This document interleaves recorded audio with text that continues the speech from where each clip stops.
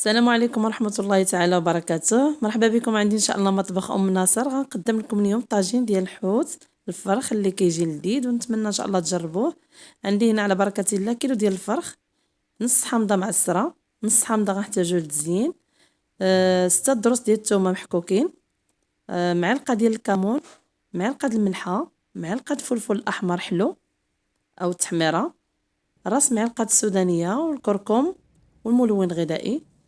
القزبر معدنوس هنايا درت واحد 2 معالق كبار عامرين ديال القزبر معدنوس، معلق مطيشه صغيره مقطعه مربعات، عفوا مطيشه هنا مقطعه دوائر. وعندنا هنا خيط الزون اللي انا قطعته، حيدت له القلب وقطعته بحال اللي في خيط هكا. انا مع الفرخ كنديرو بهذه الطريقه كيجي زوين. وعندنا زيت العود وزيت المائده. ونبداو على بركه الله. اول حاجه غادي نديرو خيزون، غادي نسلقو الجزر واحد نص طيبه، حيت الفرخ كيطيب دغيا الخيزو كيبقى شويه قاصح، يعني كندير له غير نص طيبه وكنحيدو. نخليه هنا يتسلق واحد 5 ديال الدقائق وندوزو للمرحله الثانيه. هنا عندي الفرخ،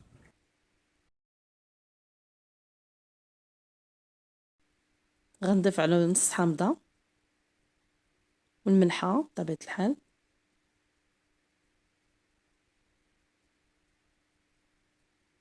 كندير هنا غير شويه الملحه لان باقا عندي الملحه في العطريه، ونخلطو مزيان نخليه يشرب داك الحامض والملحه.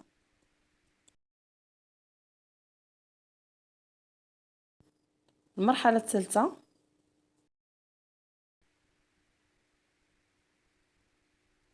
نبدا نخلط العطريه ديالي. هنا كندير القزبر معدنوس،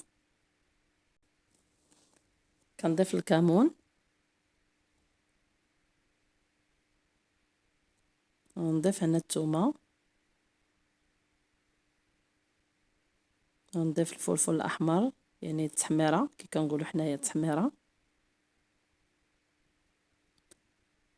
وهنا كنضيف السودانيه والملون الغذائي والكركم خرقوا معدم. كنضيف الملحه هنايا كنديرهاش كامله باش كنذوق، وديك الساعه كنزيد الملحه نشوف على حسب الملوحيه ديال العطريه كيفاش جات.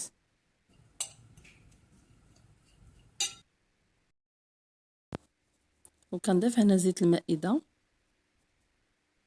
واحد 2 معالق تقريبا ديال زيت المائده. وكنضيف زيت الزيتون، واحد 2 معالق.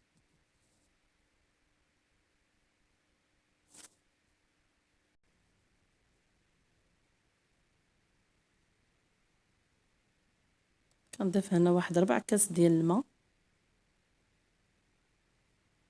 باش نخلط الاقامه.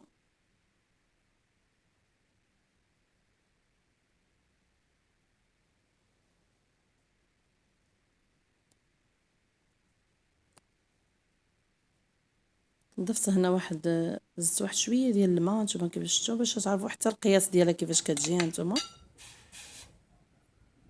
ما كاملش يعني، زدت على 4 كاس غير واحد شويه. كندير الاقامه هنا في مطيشه كنخلطها. انا هذه الطريقه ديالي اللي كنطيب بها الطاجين ديال الفرخ كيجي لذيذ. هنا مطيشه صغيره حتى هي درت لها واحد شويه ديال العطريه.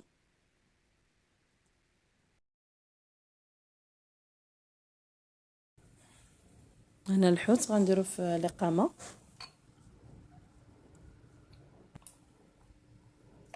حتى هو باش يشرب العطريه ديالو بوحدو.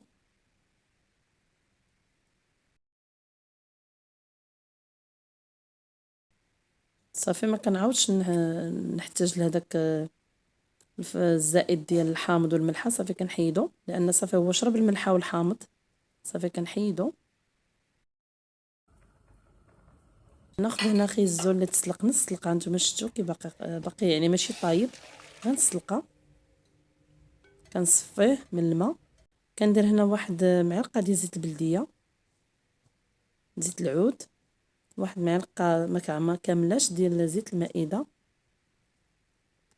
كندير مطيشه كنستفها اللي قطعتها دوائر هي الاولى.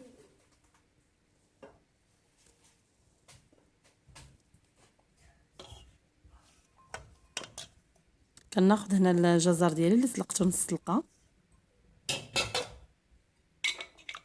حتى هو نضيف عليه العطريه اللي حضرت،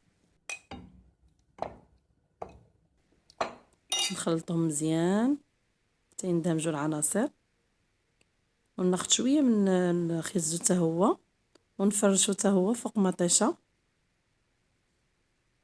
غير شويه لان الا خيزو الا كثرتيه كيبدل اللوغو ديال الماكله. فوق غنبدا نحط الحوت ديالي،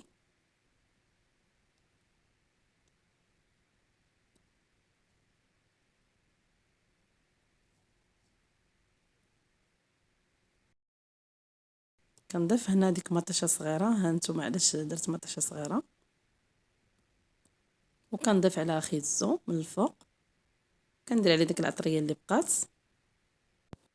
وها نتوما كي شفتوا انا ما ضفتش الماء نهائيا، يلا داك الماء اللي ضفت في ملي كنت كنخلط العطريه ديالي، يعني ما كنضيفش الماء لان الفرخ كيطلق الماء والمطيشه كتطلق الماء صافي. وكنخلي الطاجين ديالي دابا يرتاح واحد 15 دقيقه ونرجع لكم.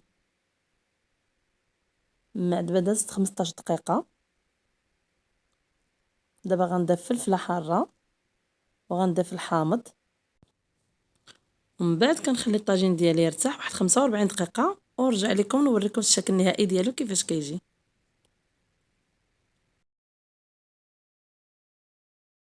وهذا هو الشكل النهائي ديال الطاجين ديال الحوت اللي حضرتكم اليوم، واللي انا رافقته بالعصير اللي ديجا حطيته لكم. يمكن لكم تشوفوا الفيديو الرابط، وحطيته مع واحد زعلوك. الا بغيتوني نحضروا لكم كومونطيو وطلبوا مني باش نحضروا لكم الا بغيتوا. ها انتم زعلوك ديالي كيجي غزال حتى هو ما شهيتكم فيه. وكي قلت لكم العصير راه يمكن نرافقوه مع الطاجين في الفطور مع الحلوى مع يعني الحمد لله كيمشي مع كلشي وكيجي لذيذ. راه حتى الناس كومونطاو ليا قالك جربوه جاهم غزال. وبالصحه والراحه والى وصفه قادمه ان شاء الله.